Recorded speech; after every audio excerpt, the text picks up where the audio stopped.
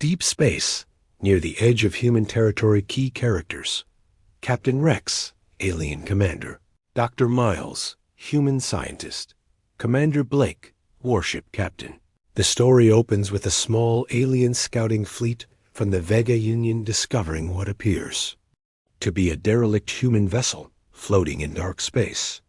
Captain Rex leads 3 ships on a routine patrol mission when their sensors pick up the massive structure.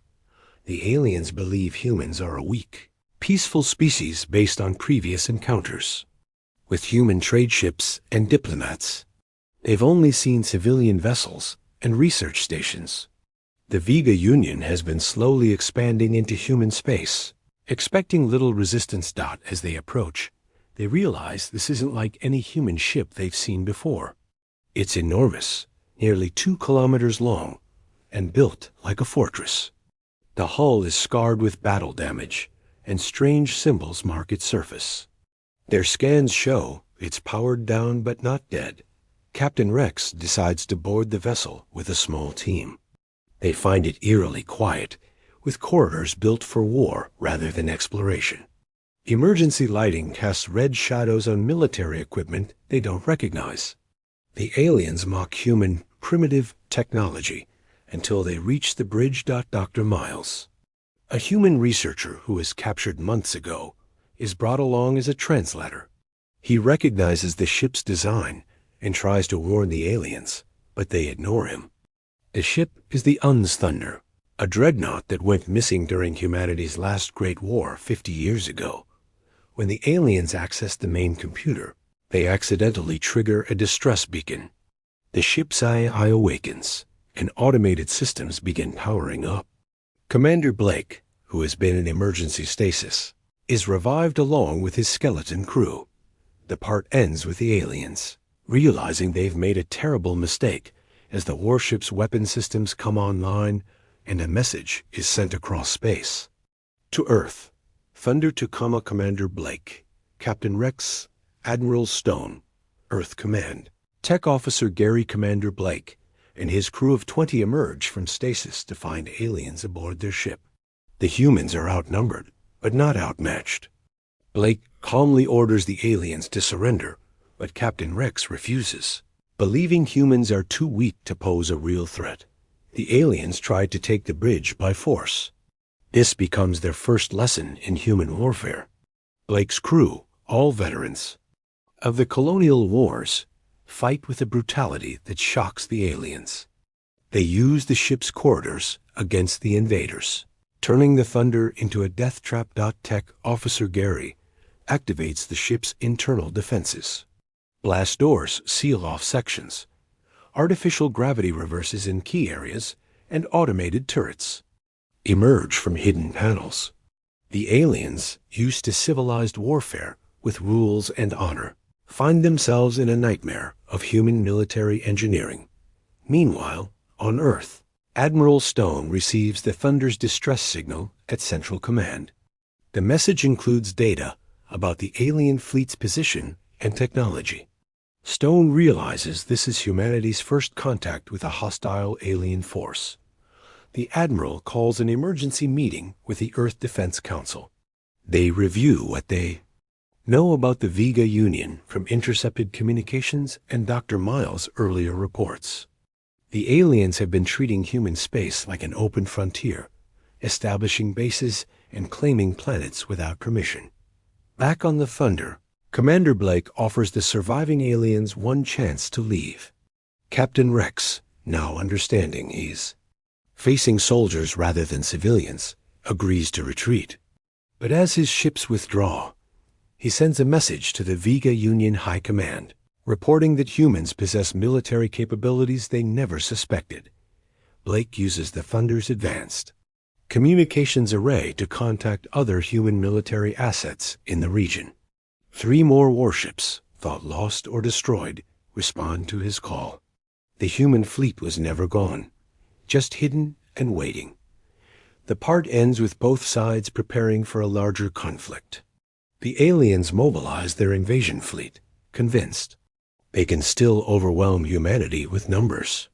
Meanwhile, Earth begins activating military protocols that haven't been used since the last interplanetary war. Admiral Stone, General Park, Earth Defense, Commander Blake, Fleet Leader Kron, Alien Invasion Force. On Earth, Admiral Stone oversees the largest military mobilization in human history. Shipyards that have been building civilian vessels quickly retool for war production. The planet's orbital defense platforms, disguised as research stations, reveal their true nature as weapons platforms. General Park leads the ground forces preparation. Earth's seemingly peaceful cities hide extensive military infrastructure. Parks and civilian areas conceal missile silos, and the planet's transportation network can rapidly deploy troops anywhere on the surface. The Thunder rendezvous with 3 other human dreadnoughts, the Hammer, the Storm, and the Fury. These ships have been hiding in asteroid fields and dead systems, maintaining watch over human space while appearing to be lost. Commander Blake takes command of the small fleet. Through Dr. Miles, who is now free and serving as a liaison, the humans learn about Vega Union tactics and weaknesses. The aliens prefer long-range combat and rely heavily on energy shields. They've never faced kinetic weapons or the kind of close-quarters fighting that humans excel at.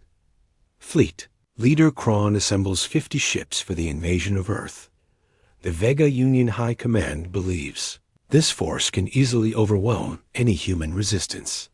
They plan to capture Earth quickly and use it as a base for controlling human space. Commander Blake's fleet engages in hit-and-run attacks against alien supply lines. Using Earth's asteroid mining equipment as weapons, they turn space rocks into kinetic missiles. The aliens are confused by these primitive tactics that prove devastatingly effective. The human ships use their smaller size and better maneuverability to avoid direct confrontations while striking at vulnerable targets. Each attack reveals more about alien technology and tactics, information that's immediately transmitted back to Earth. On the Vega Union homeworld, leaders debate whether to send reinforcements. Some argue that humans are more dangerous than expected, while others insist that overwhelming force will quickly end the conflict. Dr. Miles works with Earth's xenobiology team to understand alien physiology and psychology. They discover that the Vega Union species has never faced an enemy that fights as ruthlessly as humans do. Their culture values honor and structured combat, making them vulnerable to human unpredictability. Admiral Stone makes a crucial decision. Instead of waiting for the aliens to attack Earth, humanity will strike first. Secret shipyards throughout the solar system begin launching vessels that have been hidden for decades. The part ends with both fleets moving toward a confrontation. Near Jupiter's moons, the aliens expect to face a desperate defensive action, while humanity prepares to demonstrate why they survived countless wars on their own world. Admiral Stone, Commander Blake, Fleet Leader Kron, Captain Ross, Human Fleet Commander. The Battle of Jupiter's moons becomes the largest space engagement in human history. Fleet Leader Kron's 50 ships face what appears to be only 12 human vessels, but the humans have prepared a trap using the gas giant's radiation and gravitational field. Captain Ross leads the main human fleet, while Commander Blake's dreadnoughts serve as anvil forces. The aliens advance confidently, expecting their superior numbers and technology to carry the day. They don't realize they're flying into a kill zone.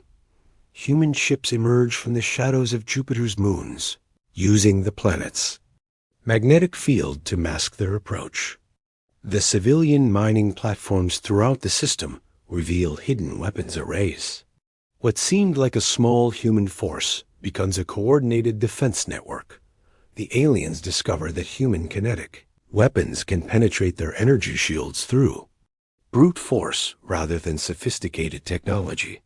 Railguns and missile salvos overwhelm Vega Union defenses that were designed to deflect energy beams. Fleet Leader Kron tries to adapt his tactics, but finds that humans fight without the honor. Codes that govern alien warfare. Human ships ram enemy vessels when their weapons fail, and damaged human ships become suicide weapons rather than surrendering. Dr. Miles coordinates with the human fleet, providing real-time intelligence about alien ship weaknesses. His knowledge of Vega Union technology helps target critical systems that the aliens never expected enemies to know about. The tide turns when Commander Blake's Thunder leads a direct assault on the alien flagship. The dreadnought's massive armor allows it to absorb enemy fire while closing to point-blank range. The Thunder's main guns tear through the alien command ship's hull. As the battle rages, more human ships arrive from the outer system. These reinforcements include converted civilian vessels armed with improvised weapons, demonstrating humanity's ability to adapt any technology for warfare. Fleet Leader Kron realizes his invasion force is being destroyed and orders a retreat. But Admiral Stone has anticipated this move. Human ships positioned near the system's edge cut off the alien escape routes. The surviving alien ships find themselves trapped in a closing net of human vessels. Some aliens choose to surrender rather than face destruction, becoming humanity's first prisoners of war.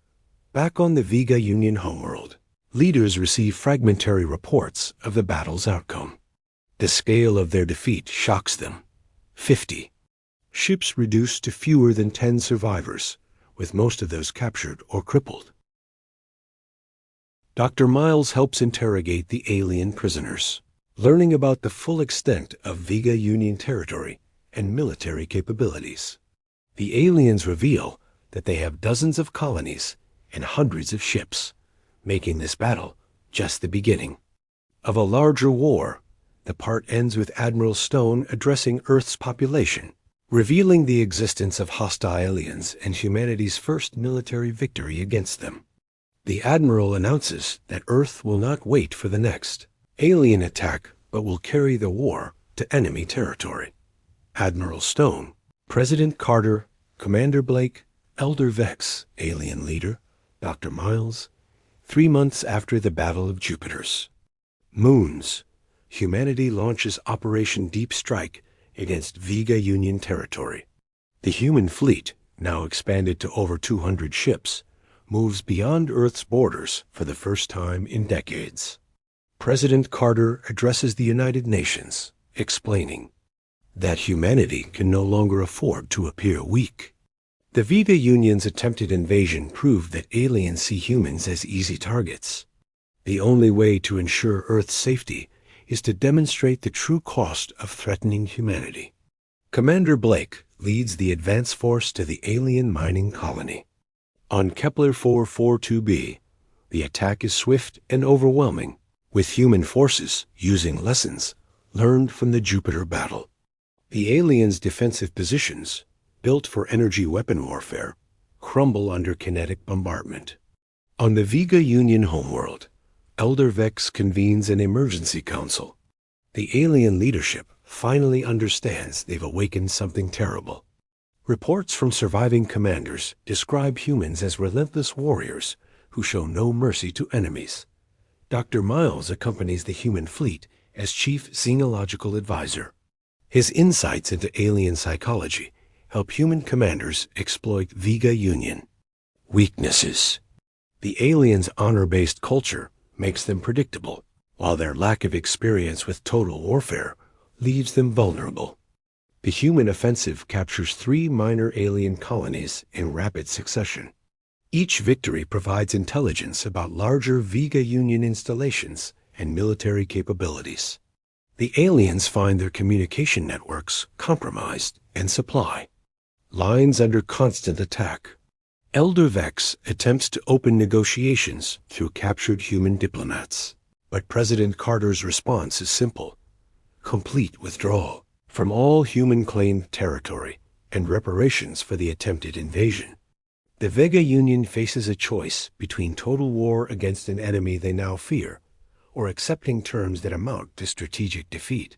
Their military advisors warn that humanity's industrial capacity and willingness to sacrifice make them nearly impossible to defeat in a prolonged conflict. Commander Blake's fleet reaches the alien stronghold at Wolf 359, a system the Vega Union considered impregnable. The human attack comes from multiple directions, using captured alien ships as Trojan horses to penetrate the system's defenses. The battle demonstrates how completely human tactics have evolved to counter alien technology. What began as desperate improvisation has become a new form of warfare that the Vega Union cannot match. As alien resistance crumbles, Elder Vex makes a final decision. Rather than see his civilization destroyed, he accepts human terms and orders. All Vega Union forces to withdraw from disputed territories. The war ends not with humanity's destruction, but with the aliens' recognition that they gravely underestimated their opponents. The species they thought were weak merchants and explorers proved to be some of the galaxy's most effective warriors. Dr. Miles helps establish the post-war treaty, ensuring that other alien species learn what happened when the Vega Union threatened Earth. The message spreads throughout the galaxy. Humanity is not to be underestimated. The story concludes with Commander Blake returning to Earth as a hero, his hidden warship having sparked humanity's emergence as a galactic military power. Admiral Stone oversees the establishment of permanent human naval bases beyond the solar system. President Carter's final speech emphasizes that humanity never wanted war, but proved they could excel at it when threatened. Earth's fury, once awakened, had reminded the galaxy why humans survived every challenge their own world threw at them. The Thunder and its sister ships take up permanent patrol stations at the edge of human space, no longer hidden, but serving as visible reminders of the price any species pays for threatening humanity.